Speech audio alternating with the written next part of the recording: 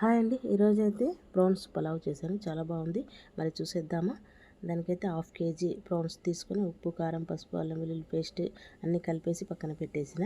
ఇప్పుడైతే ఒక కుక్కర్ తీసుకొని అందులో ఒక ఉల్లిగడ్డ వేసి, ఉల్లిగడ్డ కొంచెం మగ్గినాక కొంచెం అల్లం వెల్లుల్లి పేస్ట్, కొంచెం పసుపు, కొంచెం బగారాకు, దాచిన చెక్క, షాజీరా, లవంగా, పెద్ద ఇలాచి, చిన్న ఇలాచి, 2 లవంగాలు ఇవన్నీ వేసి ఇవి కలిపేసి ఈ మ్యారినేట్ చేసిన రొయ్యలు అందులో వేసేసి ఒక కప్పు పెరుగు వేసేసి కొత్తిమీర, పుదీనా వేసి 3 విజిల్స్ వచ్చేంత వరకు ఉంచాలి. 3 విజిల్స్ తర్వాత ఏమైనా వాటర్ నుంచి కొంచెం ఇట్లా ఉడికించుకోవాలి.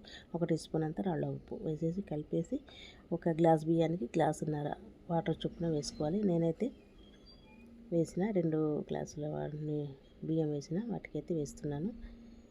చూడండి, ఎసరు వచ్చింది. ఎసరు రాగానే ఆ బియ్యం అందులో వేసేసి ఒక నిమ్మకాయ పిండేసి ఒక 2 విజిల్స్ వచ్చేంతవరకు ఉంచాలి.